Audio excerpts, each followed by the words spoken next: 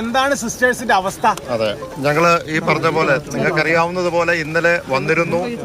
ആ സിസ്റ്റേഴ്സിനെ കാണുവാനായിട്ടുള്ള അനുവാദം ലഭിച്ചില്ല. ഞങ്ങൾ ഇവിടെ താമസിച്ചു. ഇന്ന് രാവിലെ വന്നു, കണ്ടു, സിസ്റ്റേഴ്സിനെ കണ്ടു. അതോടൊപ്പം തന്നെ നമുക്കറിയാം ഇതുമായി ബന്ധപ്പെട്ട ആദിവാസിയെ അറസ്റ്റ് ചെയ്തിട്ടുണ്ട്, അവരെയും കണ്ടു. വളരെ ദീർഘമായി ഈ സിസ്റ്റേഴ്സുമായിട്ട് സംസാരിച്ചു.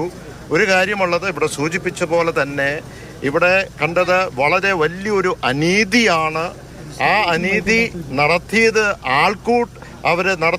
ആൾക്കൂട്ടമല്ല, പക്ഷേ ഇവിടുത്തെ ഭരണകൂടമാണ് ഈ അനീതി നടത്തിയിരിക്കുന്നതെന്ന് യാതൊരു സംശയമില്ല. ഇത് ഒരു politically motivated, well fabricated, scripted ഒരു കേസായിട്ട് ഇത് മാറുകയാണ്. നമ്മളിവിടെ സൂചിപ്പിച്ചു, വളരെ വികാരപരമായിട്ട് അവർ സിസ്റ്റേഴ്സ് സംസാരിച്ചു. ദി അബ്യൂസ് അവർ നടത്തിയത്, ആ വാക്കുകളിൽ അവർ ഉപദ്രവിക്കുന്ന ദേഹ ഉപദ്രവം നടത്തുന്നതിനേക്കാൾ അത് നമുക്ക് ഇവിടെ പുറത്ത് പറയാൻ കഴിയില്ല, സാധിക്കില്ല. അത്രമാത്രം അബ്യൂസ് വാക്കുകൾ ഉപയോഗിച്ചുകൊണ്ട് അവരൊരു വിദേശിയാണ് എന്ന് പറയുമ്പോൾ എന്താണ് നമ്മൾ ചെയ്യേണ്ടത് എന്ന് പറഞ്ഞാൽ, തിരുവസ്ത്രം ഉപയോഗിച്ചുകൊണ്ട് ഇന്ന് ആ സന്യസ്തർക്കും വൈദികർക്കും ഈ രാജ്യത്ത് പുറത്തേക്ക് പോകാൻ കഴിയില്ല. അവരെ സംശയത്തിൽ കൊണ്ടൊന്ന് എത്തിക്കുകയാണ് ഭരണകൂടം. അപ്പോൾ ഇത് വളരെ ഗൗരവമായി എടുക്കേണ്ട ഒരു കാര്യമാണ്.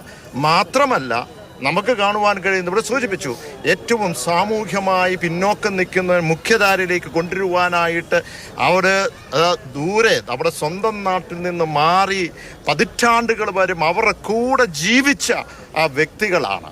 അവരെ സംശയത്തിൽ കൊണ്ട് എത്തിക്കുക എന്ന് പറയുന്നത് വളരെ മോശമാണ്. എന്ന് പറഞ്ഞാൽ ഇവിടെ ഈ രാജ്യത്ത് വിശുദ്ധയായി പ്രഖ്യാപിച്ച നമ്മുടെ ഈ അൽഫോൻസാമയുടെയും അതോടൊപ്പം തന്നെ മദർ തെരേസയുടെയും ഒക്കെ പിന്തുടർച്ചയാണ് ഇവർ ചെയ്യുന്നത്. അങ്ങനെയാണെങ്കിൽ ഇപ്പോൾ ഇവരൊക്കെ ജീവിച്ചിരിപ്പുണ്ടായിരുന്നു, ഈ വിശുദ്ധിയൊക്കെ ജീവിതത്തിൽ മദർ തെരേസയൊക്കെ ജീവിച്ചിട്ടുണ്ടായിരുന്നുണ്ടെങ്കിൽ തീർച്ചയായും അവരെയൊക്കെ ഹാൻഡ് കഫ് ഈ ഭരണകൂടം ചെയ്തേനെയായിരുന്നു അല്ലേ?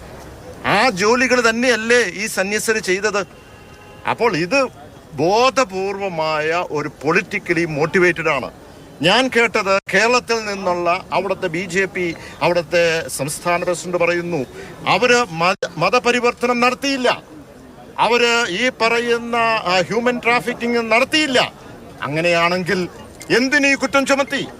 ഈ ഭരണകൂടം എന്തിനീ ചുമത്തി എന്ന് പറഞ്ഞത് വളരെ പൊളിറ്റിക്കൽ മോട്ടിവേറ്റഡ് ആണ്.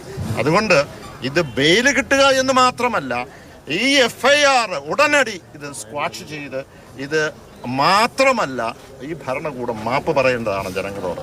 അതിനു വേണ്ടിയുള്ള പോരാട്ടം തുടരും. ഞങ്ങൾ തീർച്ചയായും ഇതുമായി ബന്ധപ്പെട്ടുള്ള ഫോളോ അപ്പ് നടത്തിക്കൊണ്ടിരിക്കും.